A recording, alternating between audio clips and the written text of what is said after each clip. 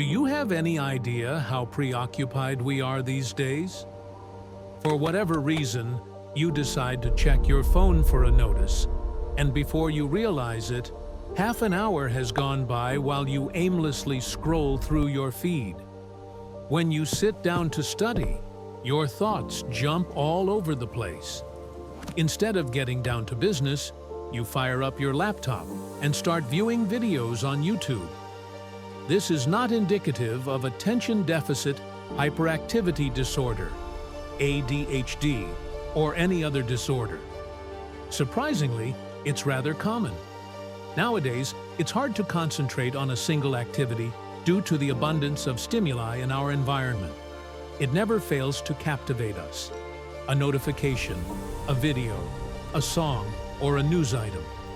Our concentration dwindles as if a bucket were leaking water. The tendency to multitask, though, wasn't always a negative thing. It was essential for our forebears to continually monitor the landscape for potential threats. Our very survival depended on this disjointed focus. However, it is internally destroying us today. University of California study found that after a single interruption, it takes the average person 23 minutes to regain complete focus. 23 minutes. Now compound that by all the times you look down at your phone, multitask, listen to music, or do anything else that diverts your attention. What if, however, a hacking technique existed? In order to teach your brain to tune out outside stimuli and focus intently on a single activity until it becomes second nature. This method already exists. It is not a newly invented strategy by a digital marketing guru. Ichigyo Zammai is the name of this method that originated in Japanese Zen monasteries. Ichigyo Zammai means focusing intently on a single task at a time. We'll be discussing its prevalence in Japanese Zen Buddhism today. Please allow me to express my gratitude to the new subscribers for their support before we begin the video. Also, I'd want to express my gratitude to everyone who is showing their support by liking, commenting, and sharing my films. You have had a significant role in the evolution of this channel. Much obliged. Okay, I'll wait for your response in the comments. Today, what's the most distracting thing for you? The internet, your personal thoughts, and your mobile device? Leave a comment down below. Revisit the video again. Part 1. This is Jake's story. Jake Morrison came to the realization that he was falling behind in life's race when he was 16 years old. Neither was he an awful student. Not at all. Programming, physics, and mathematics were all within his grasp. Jake was unable to focus, which was the main issue. Even though he would set out to learn, he would quickly shift his attention to Instagram. Every time he cracked open his mathematics textbook, thoughts of working for Google would flood his mind. Midway through a video lecture, he would pause to see the score of a game. Plus, you know what? Jake dreamed. It was one of those lofty, terrifying, seemingly unattainable goals. He aspired to attend the Massachusetts Institute of Technology, MIT, among the world's most prestigious and selective educational institutions and the birthplace of many brilliant minds. Jake, though, was troubled. The standards were so low that he failed to meet them. Jake resided in the center ground zone, even though he frequently received outstanding ratings compared to his classmates. Earning a C here and a B there isn't going to get you into MIT, but it will get you past. Jake was the punchline of many jokes told by his friends. Getting a B in arithmetic isn't going to get you into MIT's software engineering program, Jake. Burger flipping at McDonald's is where you're going to wind up. Their laughter filled the air. They found it amusing. However, for Jake, each statement was like a kick in the stomach. The fact that his parents were adding to the pressure was the worst. Not intentionally. They merely desired to witness their son's increased effort. You must quit getting sidetracked if you want to realize your potential, Jake. This requires your whole attention, something that Jake was well aware of. There was promise in him, he realized. His mind would always find a way to undermine his efforts whenever he attempted to study. Therefore, he was never able to tap into that potential. At that same moment, you should be attending to some critical matter, but instead, your mind is preoccupied with possibilities for the future. Jake did nothing but fantasize for hours. He daydreamed about his MIT commencement. He daydreamed of being a coder for the first time. He felt his friends' regret at having misjudged him. While this was going on, though, the math book stayed shut. There was no physics homework. And the dream, well, the dream never materialized. Until Jake finally snapped after receiving yet another failing mark on a calculus test. Just being average, letting his folks down, and taking their jokes was enough for him. Jake could have given up and locked himself in his room, but he decided to try something new. Seeking assistance was his decision. Part 2. Meet with the instructor. Jake saw Mr. Tanaka the following day.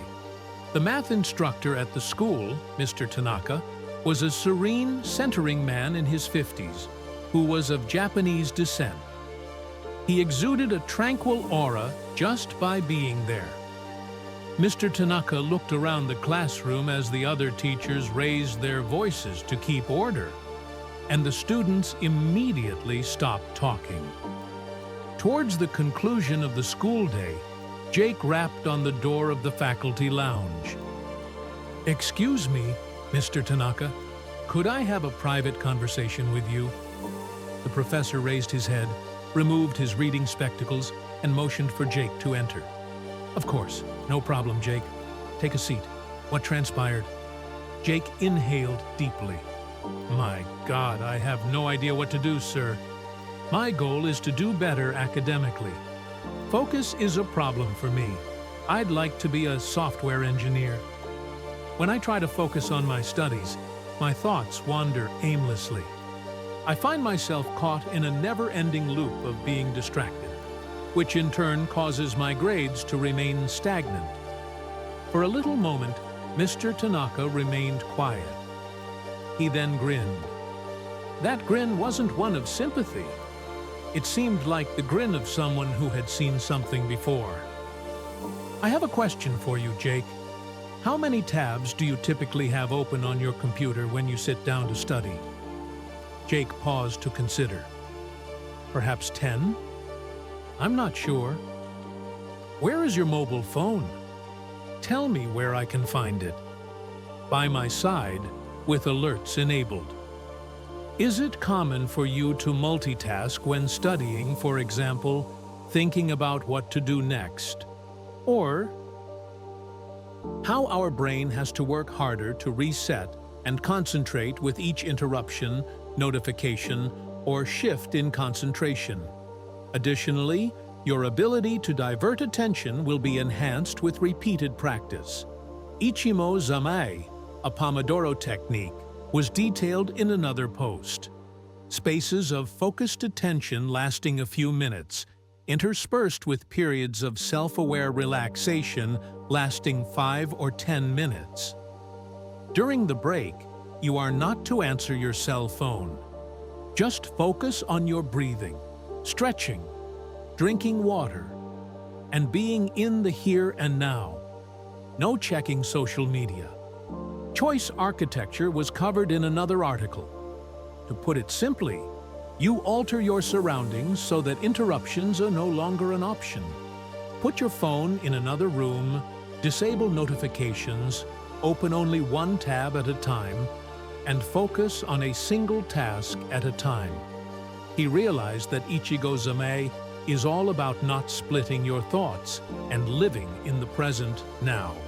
It's not as simple as, say, focusing on a single task at a time.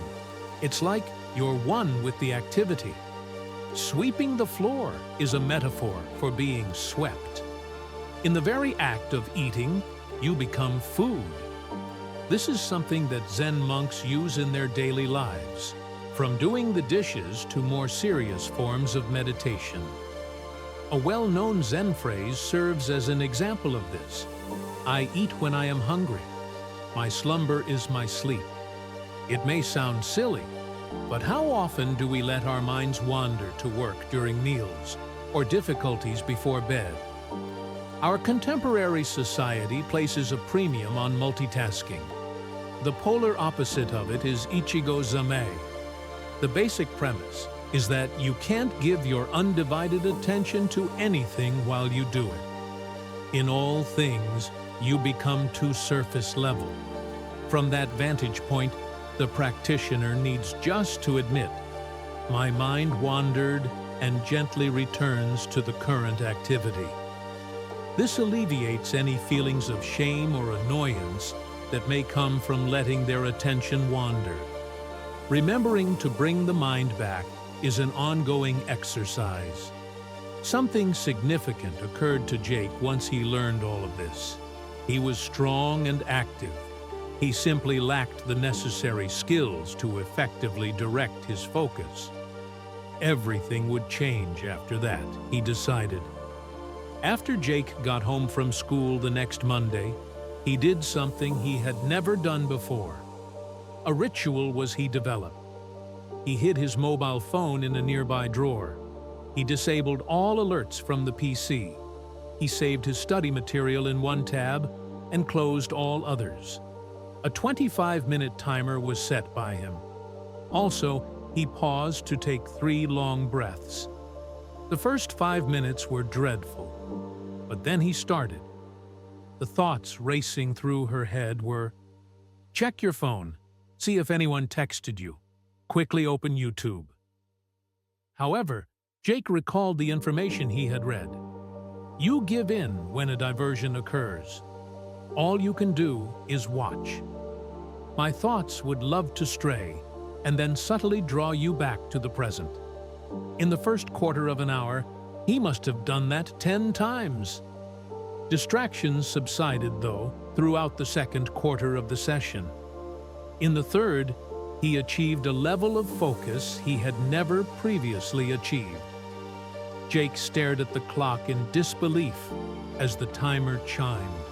After 75 minutes, he had accomplished more in that time than he usually does in a whole week. A powerful wave of energy washed over him. He hadn't felt this way in a very long time. Jake continued with the routine the next day. When I get home from work, I always follow the same procedure. Get yourself ready, breathe deeply, and put your cell phone away. He continued even farther. Everything was treated with Ichigyo Zammai by him. He lost himself in the experience of eating. While he was eating, he didn't view any videos. He gave his undivided attention whenever he spoke to someone. He absorbed the sights, sounds, and motion on his way to school. He came to the realization that his entire existence had been predetermined.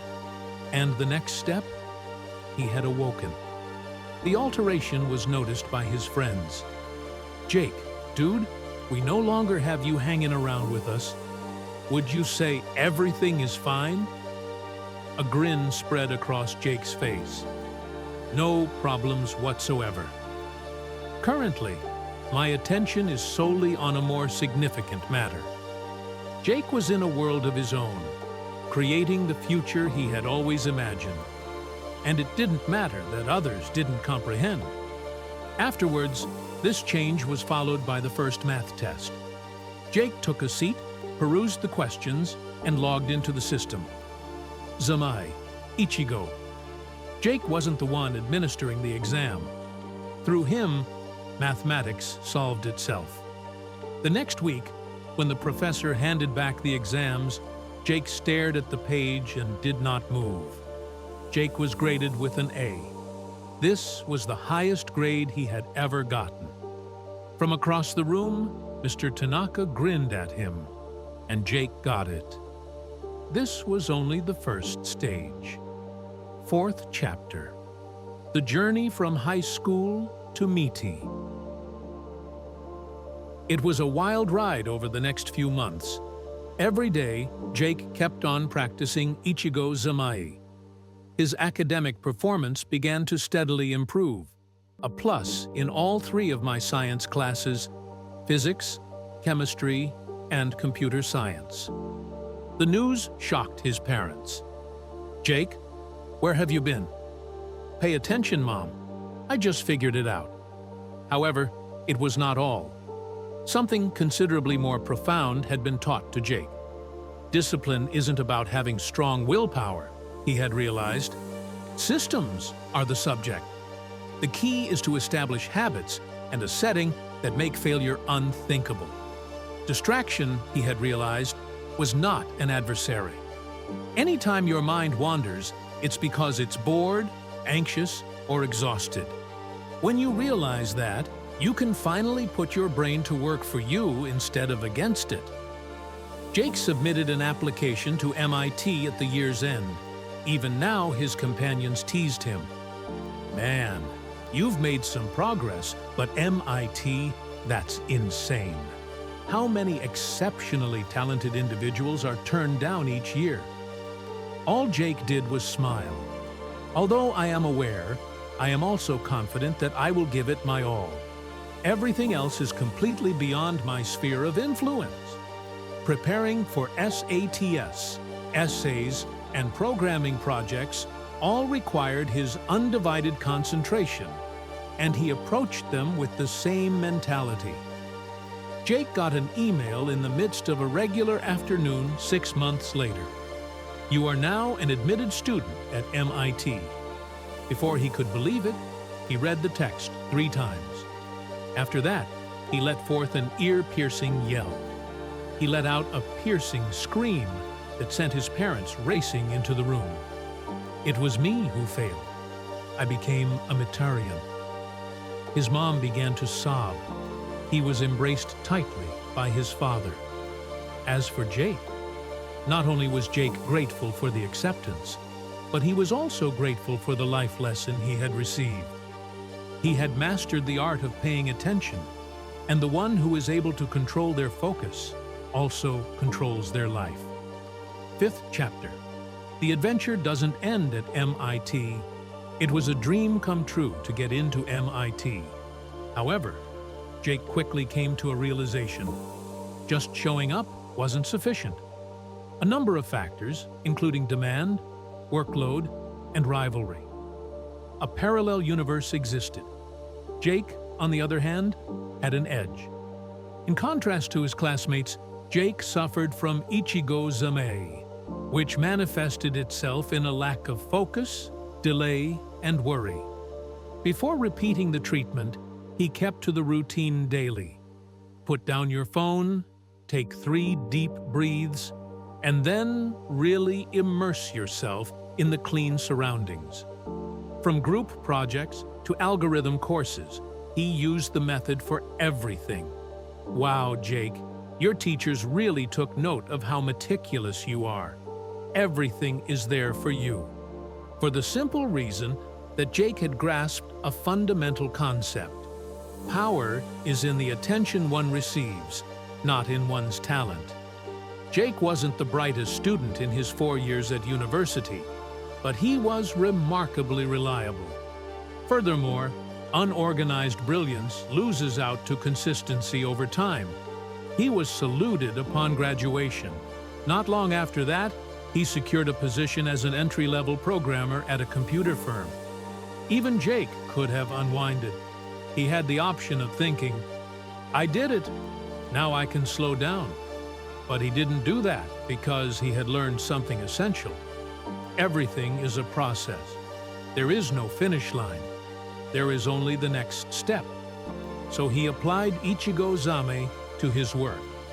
Every line of code was written with complete attention. Every meeting, he was 100% present.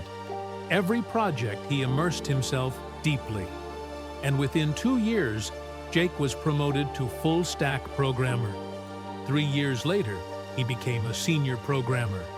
At 28, he was a team leader. His colleagues were asking, "Jake, what's your secret? Why do you always do the same thing?" "I'm not smarter than you." Jake would repeatedly respond in the equivalent manner. Chapter 6.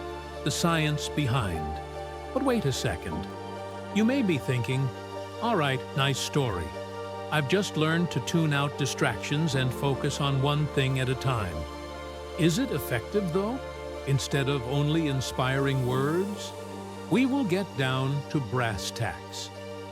Neuroscientists from Harvard University found that practicing mindfulness on a regular basis, just what Ichigyo Zammai suggests, improves the density of gray matter in the prefrontal brain. A structural change occurs in the brain, making the area in charge of planning, impulse control, and concentration stronger. Researchers from Stanford University found that the activation of the brain's default mode network can be reduced by as much as 40% in those who regularly engage in focused attention training. This is the network that keeps working even when you're not paying attention, such when you daydream or dwell on the past. That is to say, when you practice Ichigyo Zammai, you essentially turn off your brain's distraction center. It doesn't end there. A neuroscientist with years of experience specializing in neuroplasticity stated in an interview, "The human brain is incredibly adaptable. When you consistently train your attention, you're not just improving a skill, you're rewiring neural circuits. You're creating information superhighways where before there were only trails." In other words, every time you bring your attention back when it wanders, you are literally building a stronger brain. And look, this isn't mysticism. It's pure neuroscience. The Pomodoro technique combined with Ichigyo Zammai has been used by programmers, writers. Why? Because it works. When you remove distractions from your environment, when you work in focused time blocks, when you bring your attention back every time it wanders, you're doing the equivalent of a workout for your brain. And just as your muscles grow when you lift weights, your attention grows when you train it. Do you know what's the craziest thing about Ichigyo Zammai? It's not just about productivity. It's not just about doing more in less time. It's about truly living. Think about it. How many times have you eaten an entire meal and not even remembered the taste? How many times have you watched a movie but been checking your phone at the same time? How many conversations have you had with people you love, but your mind was elsewhere? We're living on autopilot. We're letting life pass us by while we're distracted. And the Ichigyo Zammai, it wakes you up. When you learn to be fully present, you not only work better, you live better. Food tastes better. Conversations have more depth. Experiences become richer. It's almost like stepping out of the matrix and seeing the real world for the first time. And there's a detail that will surprise you. Studies show that people who practice mindfulness report much higher levels of happiness and life satisfaction. Why? Because happiness doesn't come from simply having more things. It comes from being present in what you already have. Jake learned this, and it changed everything. So, where is Jake today?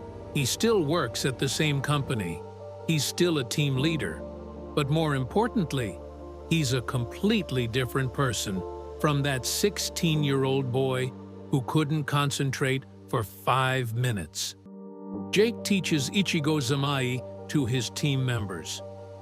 He sees the same results happening. People who were previously average now deliver exceptional work. People who lived under stress now have mental clarity. And look, Jake isn't special. He didn't have an absurdly high IQ. He didn't come from a wealthy family. He didn't have connections. He only learned one thing that most people never learn: how to direct his attention. And this is the truth no one tells you. Success doesn't come from having more time. It comes from using the time you have better. It's not about having more resources. It's about focusing on the resources you already have. It's not about being smarter. It's about being more present. Because ultimately, your life is made up of moments. And if you're not present in your moments, you're not living your life. You're just watching it pass by. If this video resonated with you, I invite you to subscribe to the channel so you don't miss future content. I also invite you to watch the other videos on the channel. I believe their content might help you too.